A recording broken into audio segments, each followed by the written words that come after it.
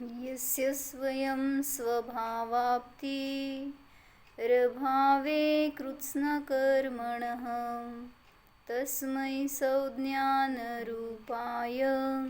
नमोस्तु परमात्मने। जय 24 भगवान की जय। वपुर्गृहं धनं दारः पुत्रामित्राणि शत्रवः सर्वथान्यस्वभावानि मूढः स्वानि प्रपद्यते। म्हणलं का मंगलाचरण माझ्याबरोबर? परवा एक जण न्यूझीलंडचे आले होते इथं. त्यांच्याबरोबर छोटी मुलगी होती. किती? 2-3 वर्षाची असेल, 3-4 वर्षाची नाही. ती मुलगी, मोठी मुलगी इथं आली होती आणि छोटी मुलगी तिथं होती. तर ती आल्यावर मला पहिल्यांदा भेटल्यावर हे म्हणून दाखवली, यस्य स्वयं स्वभावाप्ती. म्हटलं पण माझी ओळखच तशी झाली आहे का काय? म्हणजे त्यांना पोरांवर किती लवकर संस्कार पकडतात. मला ती म्हणली पहिल्यांदा आल्या मी तुमचं म्हणून दाखवू का? म्हटलं माझं काय म्हणती? म्हणजे असं त्यांना पकडत लगेच असते आपल्यापेक्षा. तर काय चाललं होतं श्लोकाचा अर्थ? वपुर्गृहं धनं दारः, जे शरीर, डोक्यावर घ्या. शरीर, घर, धन, स्त्री, पुत्र, मित्र, शत्रू हे सगळे कसे आहेत? माझ्याहून अन्य स्वभाववाले आहेत. पण मूळ जीव त्याला स्वतःच्या स्वभावासमान मानतो किंवा आपला स्वभावच मानतो किंवा मीच मानतो त्याला. त्यामुळं त्याच्यामध्ये अडकतो, मोही होतो. त्यामुळं मोहाने कुठलं दिसेल ते परद्रव्य माझं किंवा त्याच्याने मला सुख, ते माझ्यासाठी शरण असे भाव आहेत.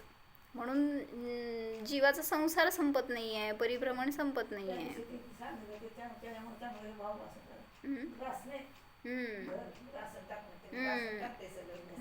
बरोबर.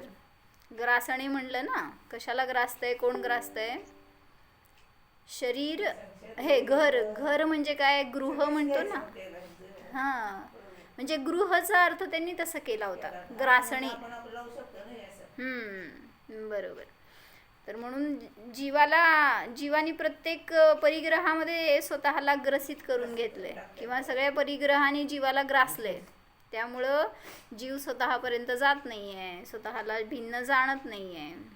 मग कशाला माझं म्हणतो? ज्याला पकडायला पाहिजे त्याला पकडत नाही आहे, आणि जे येत नाही पकडीत त्याला सगळ्याला पकडून बसलोय. सुनीता काकी कोणाला पकडून बसलाय? दुकानात बसून. कोणाला दिसणार? कोण दिसणार आपल्याला? आत्मा दिसतो का सांगा? पैसा दिसणार, सगळं माल दिसणार, गिऱ्हाईक दिसणार. मला तुम्ही दिसणार. व्हिडिओ चालू ठेवल्यावर काय करणार मी? म्हणजे आपल्याला आपला आत्मा बघायचा आहे तर थोडा वेळ त्याच्याजवळ बसा. तर मोही जीवाची परिणती कशी असते याच्यासाठी उदाहरण सांगितलं होतं एकदा. काय करतो मोही जीव? जसा दारुडा असतो आणि तो रस्त्यावरनं चाललेला असतो, नाही का?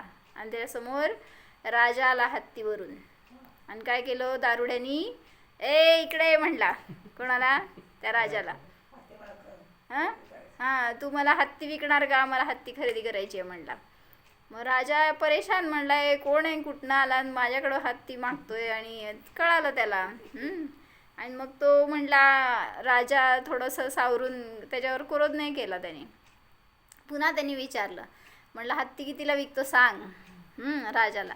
मग राजा म्हणला, देतो पण मी आज नाही, उद्या येतो म्हणला द्यायला. नाही, उद्या या म्हणला राजवाड्यामध्ये, मी तुम्हाला देतो. आणि मग गेला तो निघून. आणि ह्याची रात्रीतनं नशा उतरल्यावर राजाने दुसऱ्या दिवशी शिपाई पाठवला आणि त्याला पकडून आणलं. कुठं? दरबारामध्ये.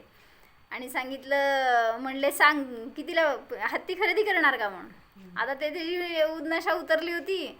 ते समोर बसून ओरडायला लागला, रडायला लागला. म्हणला, काय चेष्टा करायला गरीबाची, मी काय हत्ती विकत घेण्यासारखा माणूस आहे का? माझ्याकडे कुठलं आलं धन एवढं? मग राजाने सांगितलं, म्हणला काल तर तू म्हणत होतास मला हत्ती खरेदी करायचं आहे.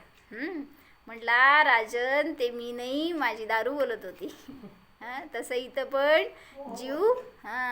जीव बोलतोय का? तर नाही, मोह बोलतोय. त्या मोहाच्या नशेमध्ये सगळ्याला मी म्हणतोय, माझं म्हणतोय, पण कोणीही आपलं इथं माझं नाही. म्हणून 12 भावनेत काय म्हणतो? आप अकेलो अवतरे मरे अकेलो होय, आप अकेलो अवतरे मरे अकेलो होय, यूं कब हूँ इस जीव को साथी सगान कोय. अर्थ सांगा.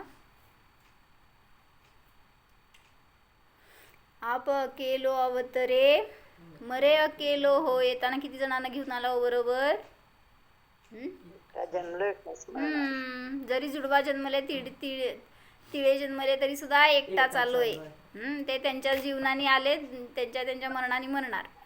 आप अकेलो अवतरे मरे अकेलो होय. मरताना सुद्धा भलेही सगळे एका वेळेस मेले असं दिसेल तुम्हाला बॉम्बस्फोटमध्ये, करोनामध्ये, काय गोळीबारमध्ये, पण एकटाच मरणार आहे, एकटाच पुढं जाणार आहे. सगळे मिळून मरत नसतं कधी कोणी. आपल्या आपल्या मरणानेच मरणार आहेत. फक्त म्हणायचं काय, तिथं त्यांचं आयुकर्म तेवढं संपायला ते एकत्र भेटायला गाठ झाली होती. तर मरे अकेलो हो यूं कब हूँ इस जीव को साथी सगा न कोय. अशा रीतीने या जीवाला कोणीही साथी नाही आहे, सगा नाही आहे. मग कोणाकोणाला कुठल्या कुठल्या परिग्रहाला गोळा करून माझं म्हणतोय. म्हणून सांगतायत की सगळ्या परिग्रहापासून भिन्नता जाणा.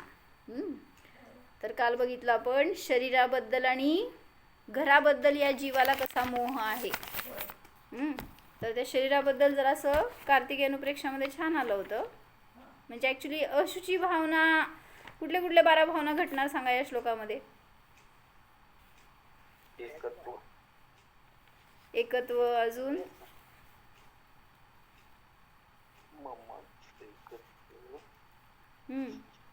12 भावना कुठले घटणार ह्याच्यामध्ये?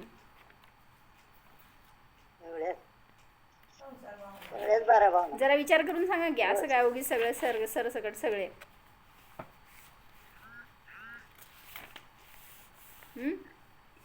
वपू म्हणताय ना, शरीर माझं आहे म्हणताय, अशुची भावना घटतीये. बाकी धन आदी परिग्रह काय म्हणायचं, स्त्री पुत्र हे माझे, त्यांच्याशी एकत्व करायला जातोय. तर एकत्व आणि अन्यत्व दोन्ही भावना घटणार. त्यांच्यामुळं मला सुख, ते मला शरण, तर शरण भावना सांगितली. म्हणून सांगतायत की चिंतन करा तर त्याच्यावरनं समजेल आपल्याला. जे काय दिलेत ना हे आपलं नाही म्हणून सांगताना सगळ्या रीतीने जीवाला भिन्न दाखवलंय त्याच्यातून. तर अशुची भावनेमध्ये त्यांनी असं, कशामध्ये संसार भावना पण येणार. संसारच आहे ना सगळं तुम्ही जे म्हणताय. काय सगळ्या या परिग्रहामध्ये राहणं आणि याला माझं म्हणणं हे संसारच आहे. काय नाही आहेत सगळे. त्या आश्रव भावना नाही आहे का, लोकभावना नाही आहे का, सगळ्या भावना आहेत. फक्त आपण काढायची दृष्टी पाहिजे.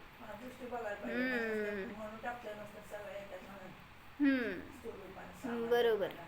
म्हणजे थोडंसं चिंतन व्हायला पाहिजे त्याच्यावर. मग ते अन्यत्व भावनामध्ये पण घेतलं की हुकुमचंद भारेलजींचं आपण वाचलेलं, जिस देह में आत्म रहे वह देह भी जब भिन्न है, तब क्या कहे उनकी कथा जो क्षेत्र से भी अन्य है. सगळे एक क्षेत्राने अन्य आहेत ना. एक शरीर सोडा बाकीचे सगळे या श्लोकामधले सगळे शरीरापासून भिन्न अन्य स्थानी आहेत. प्रदेश भिन्न आहेत त्यांचे. कोण असं मला विचार करून सांगा. माझ्यापासून भिन्न कोण कोण आहे ज्याला मी माझं म्हणतो? सांगा. सांगा की आपलं मोह तुटायसाठी कारण असतं ते. कोणाकोणाला माझं म्हणतोय? शरीरापासून पुढे जावा की. शरीर हे आपल्या क्षेत्रात आहे म्हणून त्याला ठीक आहे तुम्ही म्हणतात. पण या शरीराला, हे शरीर जिथं तुमच्या क्षेत्रात राहते तेच भिन्न आहे. तर ह्याच्यापासून जे अन्य क्षेत्रात राहतात ते तर भिन्न आहेतच. तर कोण कोण? घर. दिसलं का असं? घर माझ्यापासून भिन्न आहे. भावभासना करत घर ज्याला मी माझं म्हणतोय ते माझं नाही आहे. पुढं मुलगा माझा नाही. दिसला का? मुलगा माझा नाही. विचार करून तसं प्रतीती करून सांगा. मला सांगायचं म्हणून सांगू नका. मी जीव आहे तर त्या जीवाचा त्या मुलाच्या जीवाशी काय संबंध, किती त्याच्याशी मी एकत्व करतोय, किती क्रोधमान मायालोभ करतोय. तो भिन्न आहे, स्वतंत्र आहे. अजून दिसू दे तसं, मला जे सांगताय ना तसं तुम्हाला दिसू दे, भावभासना होऊ देत की हे सगळं पर आहे. कसं पर आहे ते कोण म्हणते काका? स्त्री पुत्र पौत्र. पौत्र होय, जास्त. हा, नातू म्हणजे दुधावरची साय. ते म्हणजे माझाच, त्याच्यानेच मला सुख. लात मारली तरी पण त्यातले आनंद असतो आजोबाला म्हणजे बाबांना बाला. म्हणजे किती त्याच्याशी आपलं जोडलेलं आहे. आणि मग ते म्हणून म्हणलं ना, घरात लग्न झाल्यावर बाहेर पडलेला लवकर सुटेल, मुलगा झाल्यावर लय अवघड आहे, आणि ते मुलाचा मुलगा झाल्यावर तर महा अवघड असते. काय म्हटलं अतुल काका, कधी पडायचं बाहेर? खरंय, खरं खोटं नाही आहे, बाहेर पडायचं ते निर्णय करायचे आपल्याला. म्हणजे म्हटलं ना, त्या एकदा सुनील सागर महाराज आले होते सोलापुरात, त्यावेळेस त्यांनी प्रवचनमध्ये सांगितलं होतं. म्हटले तुम्हाला ते झाड असतंय ना, तुम्ही वर बघताय किती छान आहे म्हणून पसरलंय एवढं वगैरे असं, तर सांगितलं त्याच्यापेक्षा जास्त खाली पसरलंय आणि त्याच्या मुळ्या तेवढ्या पक्क्या झाल्यात. त्यामुळं छोटं असताना त्या झाडाला काढणं वगैरे वेगळं करणं सोपं असतंय, पण जेवढं पसारा वाढला ना पुढं, तेवढं त्याचं समजून घ्या पकड वाढली आहे त्या जमिनीतली, मुळ्या वाढल्या, त्या जमिनीला पकडलंय त्यांनी. तसंच आहे तुमचं पण. परिवार मोठा झाला म्हणजे काय झालं, मुळ्या वाढल्याने मुळ्यांनी पकडलं. कोणाला पकडलं? मोह वाढला, मोह.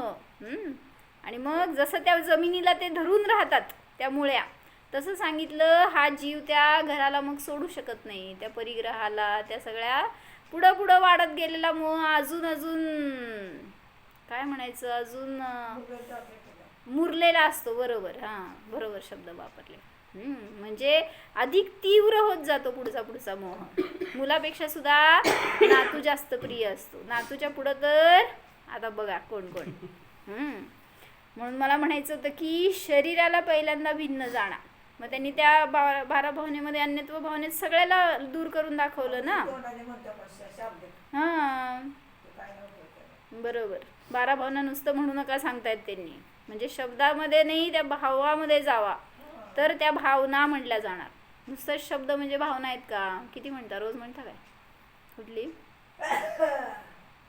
मग अजून का वैराग्य झालं नाही?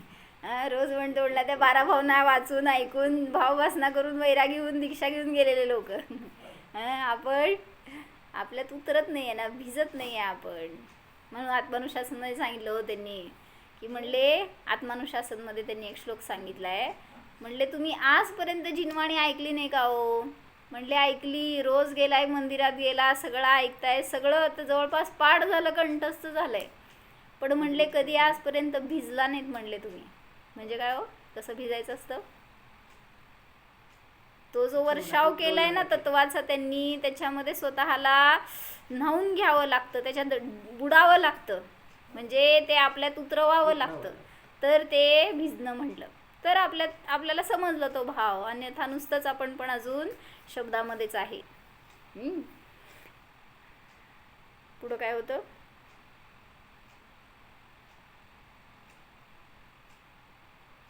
जिस देह में आत्म रहे वह देह भी जब भिन्न है, तब क्या कहे उनकी कथा जो क्षेत्र से भी अन्य है भिन्न परिजन भिन्न पुरजन भिन्न ही धन धाम है भिन्न भगिनी भिन्न जननी भिन्न ही प्रियवाम है अनुज अग्रज सुत सुता प्रिय सुहृद जन भी अन्य है ये शुभ शुभ संयोग जाचित वृत्तिया भी अन्य है. कोणाकोणाला तोडलं? सगळ्याला. तुम्ही ज्याला ज्याला माझं म्हणताय ना, भिन्न परिजन भिन्न पुरजन. गावातले किती लोक माझे हो, आमचं महिला मंडळ सगळ्यात मोठं. आता सगळ्यात जास्त प्रिय तेच असते, लोकप्रिय. सगळीकडं काय ते जाऊ देत, मला काय बोलायचं नाही त्यांच्याबद्दल. सगळ्याला फक्त म्हणायचं आहे, आलाय ना एकत्र, छान आहे, फक्त धर्म करा त्याच्यातून, आपल्या निमित्तात इतराला धर्माची प्रेरणा मिळू दे. बाकीचं सगळं तुमचं तुम्ही कराल ते, पण धर्म किती साधतो आपण त्यातून, एवढं तरी आपल्याला परीक्षा करावी आपण स्वतःची. एखाद्याला आपल्याकडं बघून धर्माची प्रेरणा मिळावी. आधी स्वाध्याय करून काय करतो ते नाही सांगणार. पुढं काय करतात माहिती का मा तुम्हाला? कधी केलाय का तुम्ही? महिला मंडळ होतं का तुमचं? नाही म्हणते बा. आता बघू पण नका कुठल्या महिलांकडं तुम्ही, विसरून झाला पण काय आपलं जीवन जगलोय ते. सगळ्यांना फक्त रील करायचे असते, हात वर करायचं, पाय वर करायचं, नाचायचं. म्हणजे ह्याच्यातून एकमेकाला काय प्रेरणा मिळते सांगा? एकाची रील बघितली की दुसरी ती रील करायला बसलेली असती. धर्माची किती प्रेरणा मिळाली एकमेकांना हे मला विचारायचं आहे. उलटा आपल्याकडं बघून इतरांना हे भाव होत आहेत की हे एवढं करू शकतात तर आपण का नाही. असं अनेकांची उदाहरणं दिसली आम्हाला. जेव्हा आम्ही तिथं यात्रेत गेलो ना कुठं MP मध्ये वगैरे, त्यावेळेस तिथल्या लोकांमध्ये अशी प्रवृत्ती प्रत्येकाकडनं मिळेल ते घ्यायचे भाव. आम्ही जसं एकांच्या घरी गेलो होतो, म्हणजे आम्हाला पोचायला रात्री जवळ 12 वाजून गेले होते, 1-2 वाजले होते जवळपास, आणि अचानक थांबणार होतो आम्ही तिथं. त्यामुळं कुठं थांबायची सोय माहीत नव्हती, तर ते पंडितजी आले आणि त्यांनी आम्हाला, ब्रह्मचारी भैया एक, आणि त्यांनी आम्हाला अचानक खोली वगैरे सगळी काढून बघून घर दिलं एक रिकामं राहायलासाठी. तर ते सगळं आल्यावर आम्ही सामान वगैरे ठेवलं ना, ते सगळं ते बघत होते बरं का आम्ही काय काय करतोय काय नाही. सकाळी उठल्यावर पण आम्ही आमचा स्वयंपाक केला त्यावेळी सगळं येऊन, तुम्ही पाणी असं गाळता, तुम्ही असं कपडे वापरता, असं सगळं त्यांची दृष्टी घेण्याची अशी मला म्हणायचं आहे. आपण काय करतो? चाललंय जाऊ देत. म्हणजे आम्ही सोहळ्यात स्वयंपाक करणार होतो त्या दिवशी, अष्टमी चतुर्दशी काहीतरी आलेली, आणि त्यामुळे ते येऊन सगळं आम्हाला एकतर अनुकूलता द्यायची, त्यांची इतकी प्रवृत्ती, त्यांना काय करू आणि काय नको सगळं करायसाठी 4 माणसं पकडून घेऊन आले दुसऱ्या दिवशी सकाळी. म्हणजे रात्री जवळपास 2 वाजले असतील त्यांना घरी जायला. आमच्यापासून त्यांचं घर 8 किलोमीटर होतं. त्यांना आम्ही किती म्हटलं की एवढं उशीर झाला इथं थांबा, पण नाही, ते गेले घरी. म्हणजे आम्ही पोचलो 12-1च्या दरम्यान. त्याच्यानंतर त्यांना आमचं सगळं सेटअप करून जाईसपर्यंत घरी 2 वाजले असतील. सकाळी 7ला म्हणजे परत हजर होते ते. म्हणजे तुम्हाला काय पाहिजे आणि काय नाही, इतकी त्यांची आस्था असते, एक काय म्हणायचं वात्सल्य असतं धर्मी जीवाबद्दल. म्हणजे असं दुसऱ्याकडे बघून आपल्याला कळतं की आपण कसं करायला पाहिजे. हे धर्माची प्रेरणा मिळू दे ना इतरांना. आम्हाला त्यांच्याकडून पण खूप मिळालं की इतकं ते करू शकतात, आपण किती बघतो सांगा. आपल्या गावात आल्यावर करायलेत की नेलेत की त्यांच्या घरात, आपल्यात काय न्यायचं. म्हणजे ते पुढं होऊन आमच्याकडे या आम्ही करतो अशी त्यांची प्रवृत्ती. आणि आपलं बोलवलं ना त्यांनी जावं तिथं. म्हणजे असं फार बघण्यासारखं घेण्यासारखं असतं जेव्हा त्या लोकांमध्ये राहतो आपण. म्हणून सगळ्याकडून हे गुण घ्या. सगळं तिथलं त्या दिवशीची तर सगळी सोय केलीच. परत ते आमचे प्रवास आहे म्हटल्यावर सगळं आमच्या बरोबर बांधून नाही घेऊन जावाच तुम्ही. म्हणजे असं म्हणायचंय की आपली प्रवृत्ती कशी असती. आपण मोही त्या परिग्रहाला धरून बसतो आणि ते सगळं दान करायची त्यांची इच्छा, दुसऱ्याला द्यायची, त्या धर्माची सगळी प्रवृत्ती त्यांची. इवन ते आमच्या बरोबर आम्हाला दाखवायला म्हणून कुठले तिथले जवळपासचे स्थळं गाडी करून पुढं आले आमच्या, आणि सगळं बरोबर फिरले आमच्या त्या पूर्ण दिवसभरामध्ये. आणि आम्हाला माहीत नसलेली सगळे तिथले स्थान दाखवले, देवस्थान वगैरे कुठं कुठं. जाऊ देत, कशासाठी सांगायचं होतं. म्हणजे आपल्याकडं पाहून इतरांना धर्माची बुद्धी व्हावी, धर्मापासून दूर जाण्याचे भाव न व्हावेत. एकदा असं वाटलं समजा की यांनी किती चांगली साडी घातली आहे, यांनी किती चांगला मेकअप केला आहे, एवढ्या नुसत्या विचारातून ते धर्मापासून दूर गेले हे कळतं का आपल्याला. म्हणजे माझ्याकडे बघून कोणाला असे भाव झाले की यांनी किती चांगला मेकअप केला आहे, असं मी करायला पाहिजे, असं मी दिसायला पाहिजे, तर त्या जीवाला आपण धर्मापासून भ्रष्ट केलं तेवढ्या विचारातून सुद्धा. म्हणजे किती मोठं पाप केलं आपण, आपल्यासाठी ते परिणाम केलेत. म्हणजे आपण सुद्धा कुठल्या ना कुठल्या वेळेला असं दूर जाणार धर्मापासून. इतरांकडे बघून आपण इतरांचं अनायतन ठरलो आणि आपल्यासाठी ते अनायतन ठरणार. म्हणून मी आज सकाळी ज्याला पकडेल त्याला सांगितलं, म्हटलं 12 भावनांमधले 2 भावना पाठ करायच्या आहेत. जे 2 लाईन कुठल्या पण एक भावना घेऊ होय ना. हां, आमच्या तिसरी चौथीत काय शिकवलं नाही आम्हाला पाठ करा म्हणून कोण. होय, बरोबर आहे. म्हणजे कशात तर उपयोग लावायला पाहिजे हो, त्याच्याशिवाय काय धारणा राहणार आहे. हे सगळ्या परिग्रहाची धारणा झाली आहे, मरताना तेच आठवणार आहे परिग्रह. किती आठवणार आहे हो आत्मा, म्हणून गरगर होते म्हणतो आम्ही. काय म्हणला मा?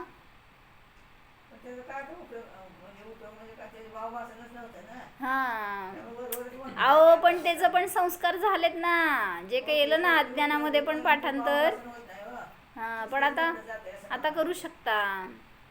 मग किती आता उपयोग होतो सांगा, जेव्हा आपल्याला शास्त्र वाचायचं नाही आहे, आपल्याजवळ कोण नाही आहे सांगणारं ऐकणारं, तर आपण त्याचं चिंतन मंथन किती चांगलं आमनाई रूपाने स्वाध्याय होऊ शकतो आपला. म्हणजे शेवटी म्हणून धारणेत तरी ठेवा, मरताना तरी आपल्याला कोण नसलं आपल्याजवळ तर आपला आपण साधू शकतोय. जाऊ दे, मरताना नाही प्रत्येक समयाला आपल्याला साधायचंय. आपले विचार पवित्र ठेवण्यासाठी हीच शिदोरी आहे.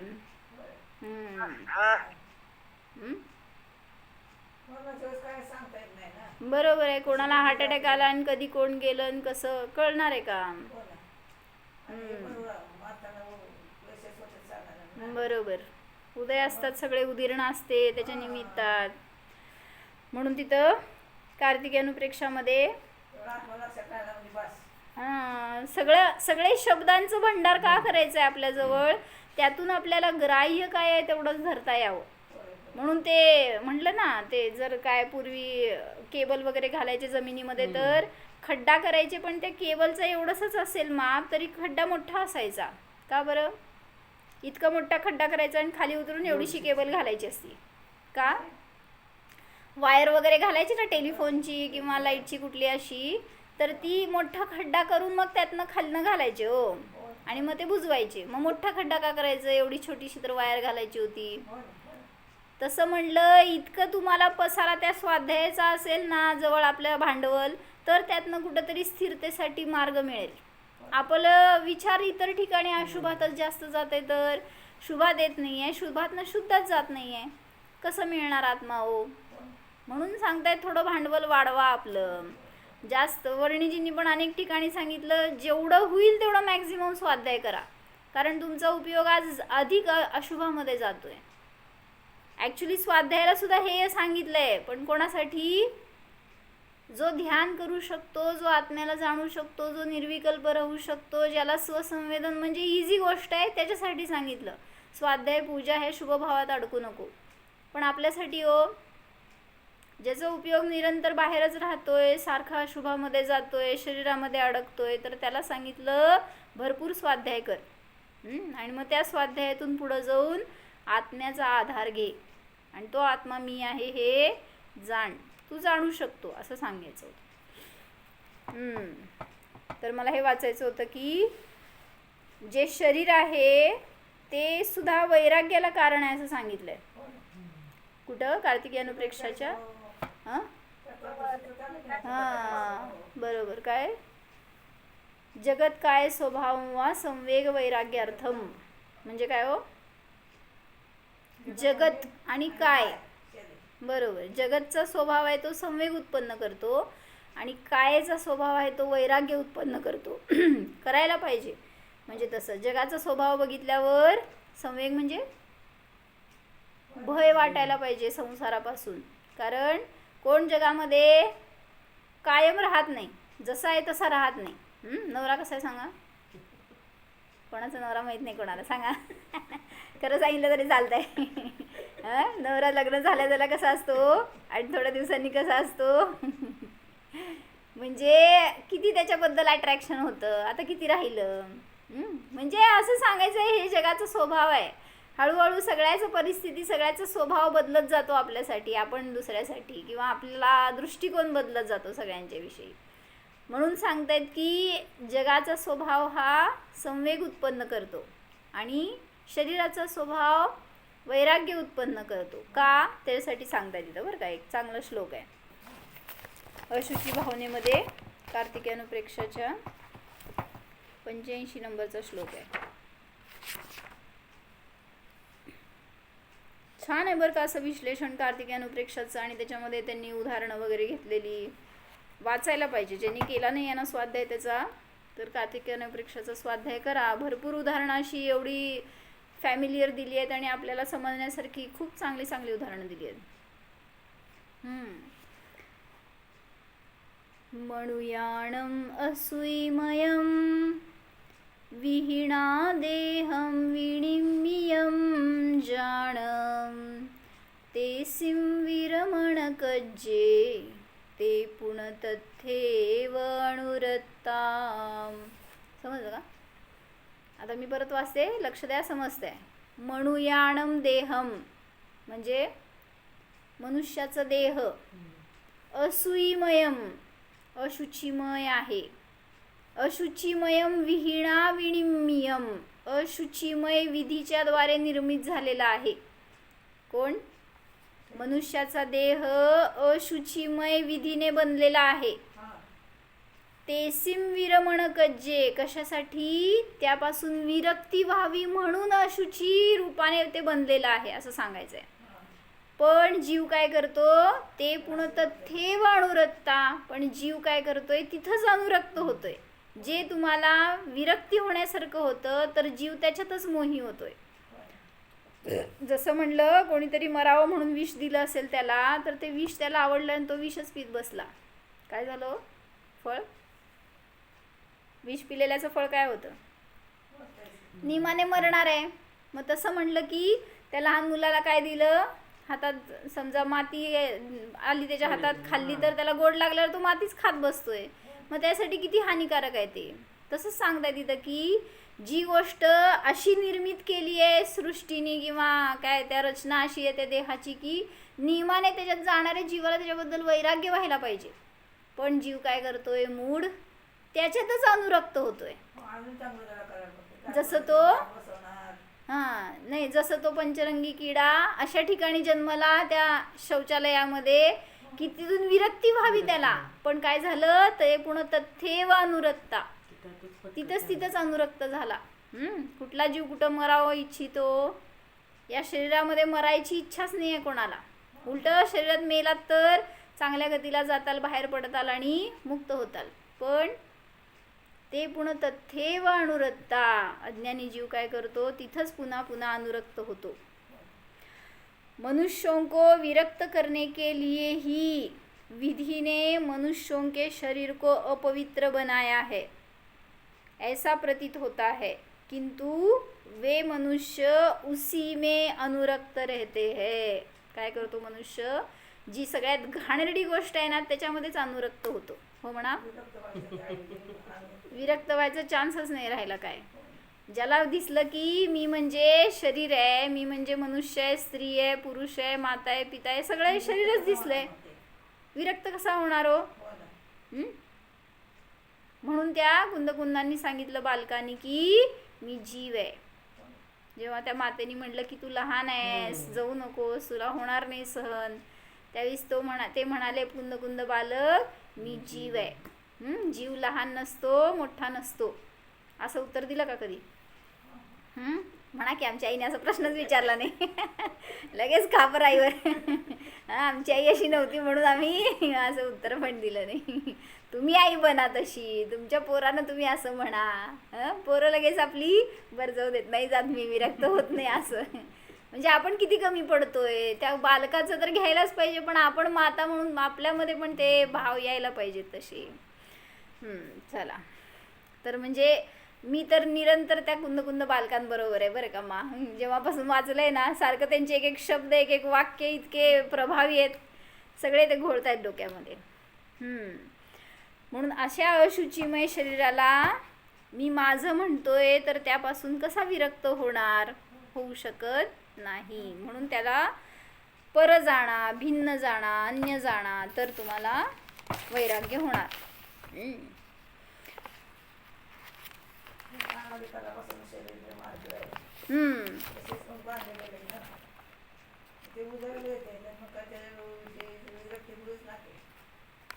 का होईना? नाही करीना, आपण करत नाहीये म्हणून होईना. विरक्ती करायला पाहिजे तर होणार.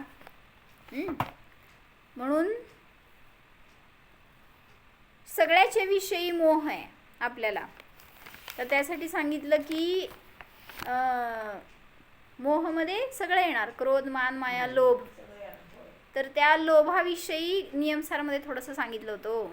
लोभ कशाला म्हणायचं, कशाला म्हणायचं सांगा. लोभ सोपा प्रश्न आहे, शास्त्रातलं नका सांगू, तुमचं सांगा. लोभ कशाला म्हणायचं. पाहिजे पाहिजे. अजून कोण आहे माझ्यासमोर लोभी, सांगा. लोभ कशाला म्हणायचं. एक जण बी बोलणार नाही.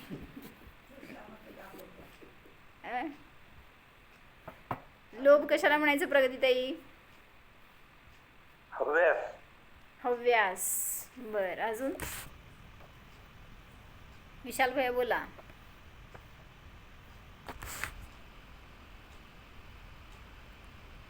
लोभ तर त्यांनी मस्त एक व्याख्या दिली आहे बरं का शास्त्रामध्ये.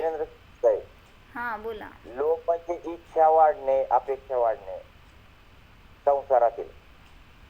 बरोबर. माझ्या इच्छा वाढणे. इच्छा वाढणे. हा हा हा. कोण विपुल भैया आहे का.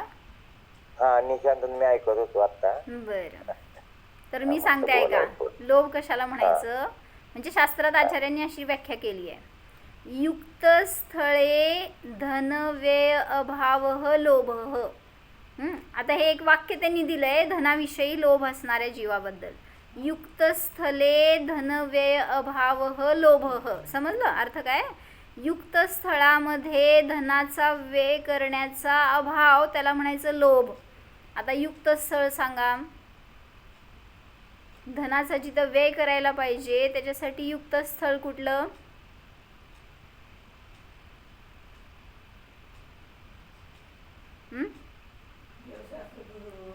हा 4 प्रकारच्या दानामध्ये देणं, धनाचा व्यय, मंदिर बांधणं किंवा काय शास्त्र छपाई. आपल्या धर्मामध्ये धार्मिकांमध्ये जे काय आपण व्यय केलं ते युक्त स्थल आहे ना. मग लोभ कशाला म्हणायचं तर युक्त स्थलामध्ये धन न खर्चणं ह्याला लोभ म्हणायचं. मग त्याच्याविषयी मी जरासं चिंतन केलं, तिथले सगळे शब्द बदलले हो. युक्त स्थळामध्ये बाकीचं जे काय व्यय, आता हे धनाच्या विषयी त्यांनी लोभ लावलाय. मग तसंच प्रत्येक ठिकाणी आपण लावू शकतो. जसं मी काय चिंतन केलं सांगते.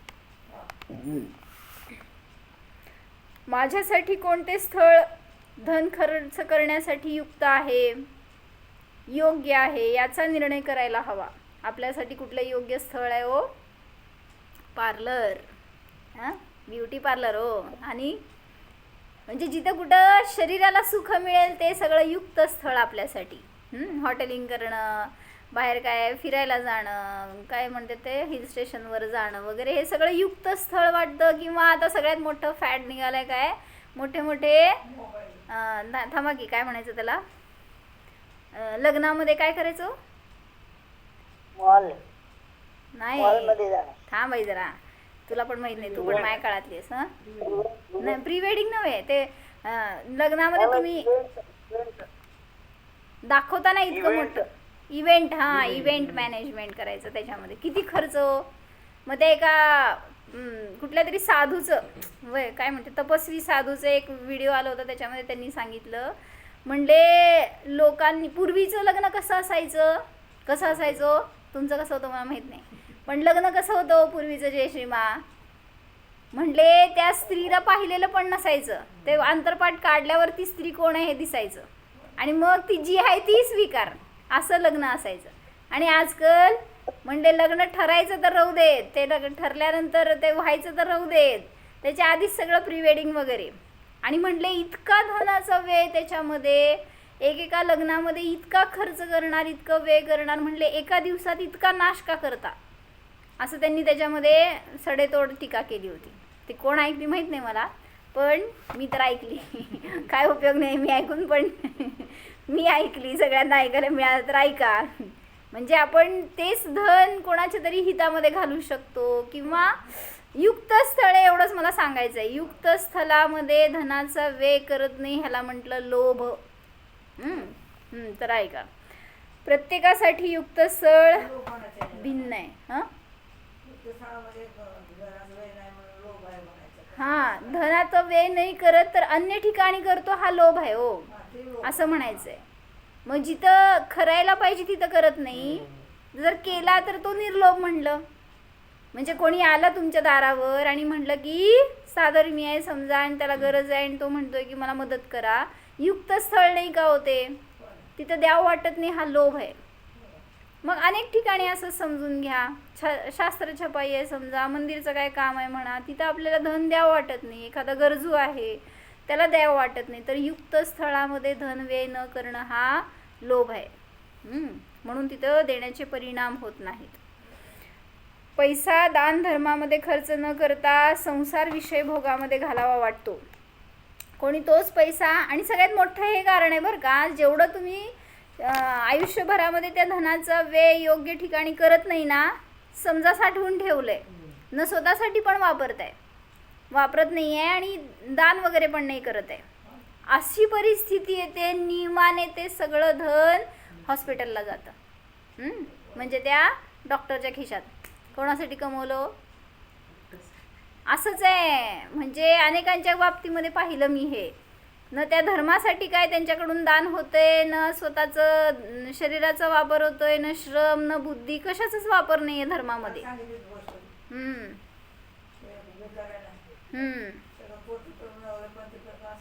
बरोबर. भिकाऱ्यांनी कोट रुपये कमवले आणि मेला. कोणासाठी कमवले हो? ते जे मागं राहिला होता ना, मग तसंच मागं पण एक उदाहरण सांगितलं होतं की मी, तो फॉरेन कंट्रीमध्ये झालेली घटना आहे की सेठजी होते मोठे एक, आणि त्यांनी खूप मोठं एम्पायर होतं त्यांचं आणि भरपूर धन कमवलं, बायको सुंदर होती आणि अचानक मेले. आणि त्यांच्याजवळ एक ड्रायव्हर होता, तेच ड्रायव्हर कायमचा होता, आणि ते मेले. तर त्याच्यानंतर इतका मोठा धन पैसा त्यांच्या मागं राहिलेला, तर त्या पत्नीने त्या ड्रायव्हरशी लग्न केलं आणि ते सगळं धन कोणाचं झालं? तर त्या ड्रायव्हरनी स्टेटमेंट दिली म्हणे दुसऱ्या दिवशी, जेव्हा हे सगळं त्यांचं ते मेले आणि त्याच्यानंतरचं काय झालं असेल कॉन्फरन्स, त्याच्यामध्ये त्या लग्न झाल्यानंतर त्या बायकोशी, तर त्या ड्रायव्हरनी स्टेटमेंट दिली की मला आजपर्यंत वाटत होतं की मी सेठजींसाठी काम करतोय, आज मला कळालं सेठजी आयुष्यभर माझ्यासाठी राबलेत आणि मला एवढं मोठं धन कमवून ठेवून गेलेत. कोणासाठी कमवताय हो? म्हणजे कुठल्या समयाला संपणार आहे माहीत नाही आपल्याला, म्हणून युक्त स्थळामध्ये धन व्यय करा. आपल्या हातात आलंय ना, अनेकांना पाहिलं बरं का मी असं की त्यांना काय मिळत असेल पैसा कुठून, बायकांना बरं का, अशा नवऱ्याकडनं आलेलं किंवा काय खर्चातनं राहिलेले असे पैसे साठवून ते गपचूप येऊन दान करतात आणि सांगतात आम्हाला कोणाला सांगू नका म्हणून. म्हणजे त्यांना इच्छा आहे की युक्त स्थळामध्ये द्यावं, पण घरातल्यांची तशी इच्छा नसते. म्हणून म्हणतात आपले परिणाम करावं, जाऊ ते दुसऱ्यासाठी करायचं नाही आहे आपल्याला. मला माझे परिणाम जेवढे मी उज्ज्वल करणार आहे तेवढं, हां बरोबर आहे, तशी संगती पाहिजे, तसा उपदेश पाहिजे, तसे उज्ज्वलता पाहिजे. हां, नाहीतर दागिने घ्यायला, नाहीतर काहीतरी खरेदी करायला असल्या ठिकाणी आपण लगेच धन व्यय करायला तयार. म्हणून याच्यावर चिंतन करा, युक्त स्थळामध्ये मी धन व्यय करतो का. आता हे धनाच्या विषयी सांगितलं बरं का, मला त्याच्याबद्दल सांगायचं होतं. कोणी कुठं देते, हॉस्पिटलला दे, शाळेला दे, कॉलेजला दे, कुठल्या बाहेरच्या संस्थांना दे, अशा ठिकाणी देतात. पण म्हणायचं आहे की तुम्ही तिथं दिलं, समजा एखाद्या हॉस्पिटलला दिलं, सांगा मला तिथून एखादा तरी रोगी अनंत काळासाठी निरोगी राहणार आहे शाश्वती काय? म्हणजे अशा ठिकाणी आपण दान देतोय जिथं कायमचा निरोगी कोणी राहणार नाही आहे. पण तेच धन समजा आपण एखाद्या मंदिरामध्ये, एखाद्या शास्त्र छपाईमध्ये दिलं, तर आयुष्यभरासाठी, तुमच्या आयुष्यभरामध्ये सोडा, ते जोपर्यंत मंदिर आहे तोपर्यंत एखादा पण तिथनं सम्यक दृष्टी बाहेर पडला तर अनंत काळासाठी सुखी बनेल, अशी ते तुम्ही त्याला अनुकूलता दिली. म्हणजे कदाचित त्या मंदिरात येऊन तिथं स्वाध्याय करून कोणी जीव आपल्या मार्गस्थ होईल, मोक्ष मार्गस्थ. तर अशा ठिकाणी म्हणून धन देणं हे योग्य स्थळ आहे. जर शाळेत दिलं कुठं धन, तर तिथं अनंत ज्ञानाला प्राप्त होणारा कोणी जीव आहे त्या ज्ञानाने. म्हणून सांगतायत योग्य स्थळाचा निर्णय करा. आता इथं पुढं हे लौकिक सांगितलं, अलौकिक लावायचं आहे मला हे वाक्य, म्हणजे अध्यात्म लावायचं आहे त्याच्यामध्ये. युक्त स्थळामध्ये धनाचा व्यय. आता धन म्हणजे घ्यायचंय आपलं ज्ञानधन. योग्य स्थळामध्ये ज्ञानधनाचा वापर करणं, व्यय करणं, ह्याला म्हणायचं निर्लोभता. युक्त स्थळामध्ये धनाचा व्यय करणं म्हणजे ज्ञानाला लावणं, जोडणं, ह्याला म्हणलं निर्लोभता. त्याच्यासाठी सांगितलं. माझे शाश्वत धन कोणते आहे, त्या धनाचा वापर मी कुठे करतोय यावर चिंतन करायला हवे. माझे खरे धन म्हणजे अनंत गुण आहेत, अनंत बल वीर्य आहे. याचा व्यय मी कुठं करतोय सांगा, कुठं करताय? आपली शक्ती आपण कुठं घालवतो? कुठं कुठं कुठं घालवतो सगळं दिसू दे आपल्याला ज्ञानामध्ये. तर युक्त स्थळ तर माझ्यासाठी माझा असंख्यात प्रदेशी ध्रुवतत्व आहे. पण या योग्य स्थळामध्ये मी माझे ज्ञान, दर्शन, चारित्र्य, वीर्य लावत नाही. हाच लोभ आहे. म्हणजे मी माझं ज्ञानधन सगळं परासाठी वापरतोय, हाच लोभ आहे. युक्त स्थळामध्ये धनाचा व्यय करत नाही म्हणजे ज्ञान लावत नाही, हा लोभ आहे. स्वतःवरील क्रोध आहे म्हणजे स्वतःला जाणत नाही, हा क्रोध आहे. प्रत्येक गुणामध्ये कंजूसी करतो. जसे युक्त स्थळामध्ये बलव्यय भाव, म्हणजे मी सगळ्या गुणांवर लावलं तसं चिंतन. युक्त स्थले मी लिहिलेलं आहे. नाही, छान झालं होतं तेव्हा चिंतन असे ते वाचल्यावर. युक्त स्थळामध्ये आपलं बल न वापरणं हा लोभ आहे. सांगा, तप करायला किती बल वापरता, ध्यान करायला किती बल वापरता, अनुभूती घ्यायला किती बल वापरता. तिथं कंजूसी करतो, हा लोभ आहे. होत नाही आम्हाला, बसायचं होत नाही, डोकं दुखलं, पाय दुखलं, कंबर दुखली, सगळं ध्यान करताना दुखत असतं. आणि तेच संसारातल्या सगळ्या क्रिया करताना 3 तास उभारून स्वयंपाक करावा लागलं ना, आणि 4 जण नुसतं म्हणू देत तुम्हाला कसलं बेस्ट केलंय, काय झालं, बस पैसे फिटे. म्हणजे ते केलेल्याचं सार्थक झालं असं वाटतंय आपल्याला. मग आपलं बळ आपण अशा ठिकाणी खर्च करतोय. युक्त स्थळामध्ये बल न वापरणं हा सुद्धा लोभ आहे. होय, बरोबर आहे. अहो, आम्ही पकडून पकडून ऐकवतो तरी पण ते नको वाटतंय ऐकायला. युक्त स्थळे अनंत ज्ञान वे अभाव अज्ञान असं. म्हणजे आपलं ज्ञान आहे ते युक्त स्थळात न लावणं हा सुद्धा एक प्रकारचा लोभ आहे. ते अज्ञान आहे, मिथ्यात्व आहे. युक्त स्थले क्षमा अभाव क्रोध. युक्त स्थळामध्ये क्षमाभाव न धारण करणं हाच क्रोध आहे. म्हणजे क्षमा म्हणजे आपण स्वभावाला धारण न करणं, हा स्वभावाचा विषयी क्रोध आहे. मार्दवाचा अभाव तो मान आहे. अशा प्रकारे अनंत भावात स्वधनाला स्वयोग्य क्षेत्रात न घालवण्याने अनंत दुःख, विभाव, कषाय याच परिणामात राहिलो, जे अनंत संसाराला कारण ठरले. म्हणून म्हणले आजपर्यंत माझा संसार का नाही संपला.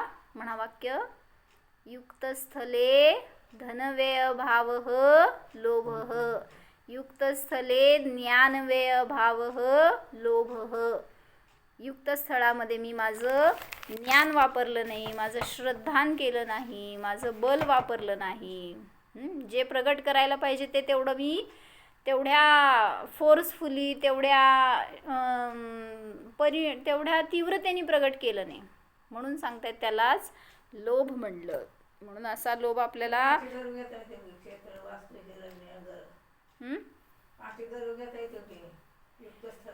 युक्त स्थळामध्ये चिंतन करायला पाहिजे अजून त्याच्यावर.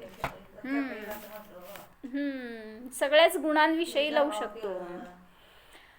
बरोबर, करेल तेवढं चिंतन कमी आहे आपल्यासाठी, लावायचं असं उपयोग. बरोबर. काय करायचं, युक्त स्थळामध्ये चिंतन करा तर आनंद प्राप्त होणार. न करणं हे दुःख आहे, म्हणून चिंतन करा. धनव्यय भाव लोभ. ओम जाणाम.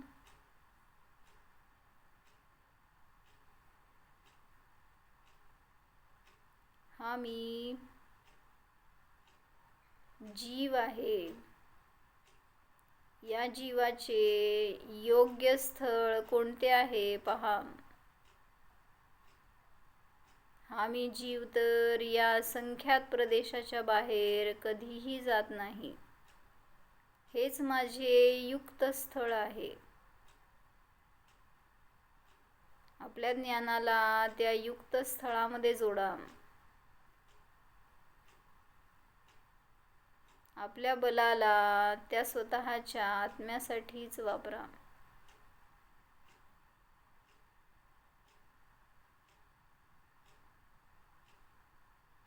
माझे अनंत गुण माझ्यामध्येच आहेत.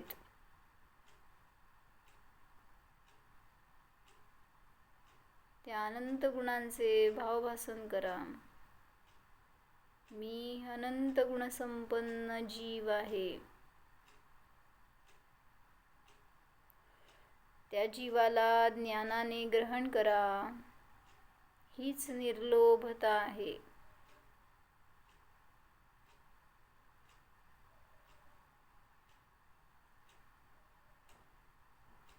निर्लोभ स्वरूपोऽहम्, निर्मोह स्वरूपोऽहम्,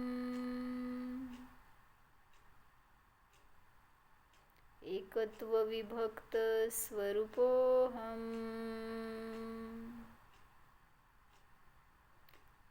ओम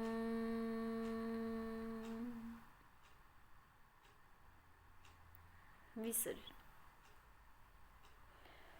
नमो हरिहंस.